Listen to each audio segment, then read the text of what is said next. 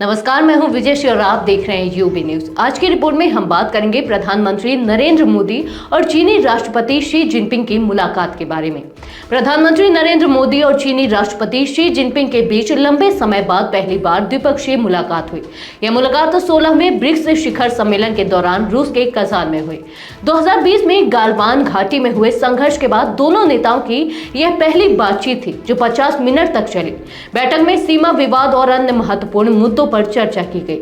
रूसी राष्ट्रपति Vladimir Putin ने मंगलवार को ब्रिक्स नेताओं के लिए रात्रि भोज का आयोजन किया था, जहां पुतिन, मोदी और जिनपिंग के बीच बैठे थे। प्रधानमंत्री मोदी ने शिखर सम्मेलन के दौरान रूसी राष्ट्रपति व्लादिमीर पुतिन और ईरानी राष्ट्रपति मसूद पेजेशकियन के साथ भी द्विपक्षीय वार्ता की। हाल में भारत और चीन के बीच वास्तविक नियंत्रण रेखा यानी कि LAC पर गश्त और सैनिकों के पीछे हटने को लेकर एक समझौता हुआ है। इस समझौते के तहत भारतीय सैनिक पूर्वी लद्दाख के देपसांग और डेमचोक इलाकों में अपने पुराने गश्ती बिंदुओं तक जा सकेंगे। यह समझौता भारत की एक बड़ी कूटनीतिक जीत मानी जा रही है, क्योंकि इससे दोनों देशों के बीच तनाव कम करने की दिशा में महत्वपूर्ण कदम उठाया गया है।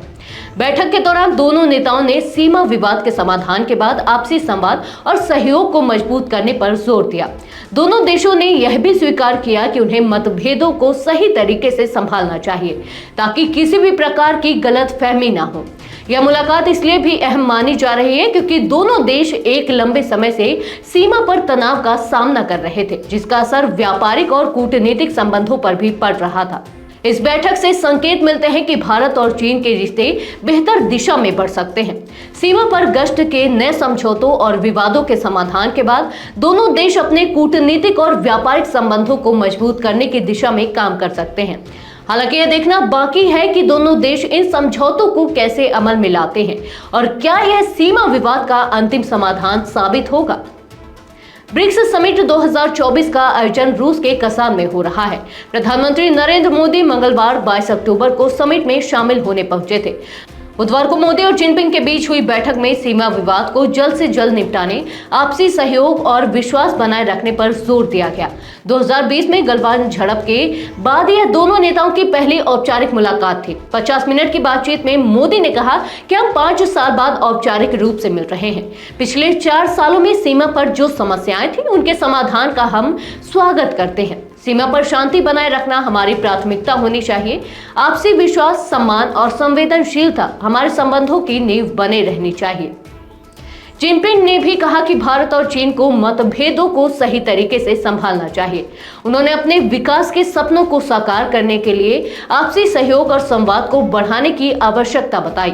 भारत और चीन को मिलकर काम करना चाहिए ताकि दोनों देशों के विकास के लक्ष्यों को हासिल किया जा सके। बैठक के बाद भारत के विदेश मंत्रालय ने बताया कि दोनों नेताओं ने LAC से सैनिकों के पीछे हटने और पेट्रोलिंग समझौते का स्वागत किया।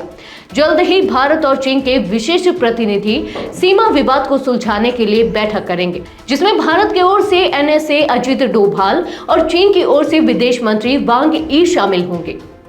ब्रिक्स समिट के दौरान मोदी ने कहा कि ब्रिक्स विश्व की 40% मानवता और 30% अर्थव्यवस्था का प्रतिनिधित्व करता है।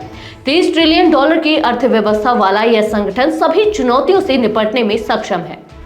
तो यह थी हमारी आज की खास रिपोर्ट। आपको ये कैसी लगी, अपने विचार हमसे साझा करें। इस वीडियो को लाइक और शेयर करें, साथ ही चैनल को सब्सक्राइब करें। यूबी न्यूज आपके लिए लाता रहेगा देश विदेश से जुड़ी ऐसी ही तमाम खबरें। तब तक के लिए धन्यवाद।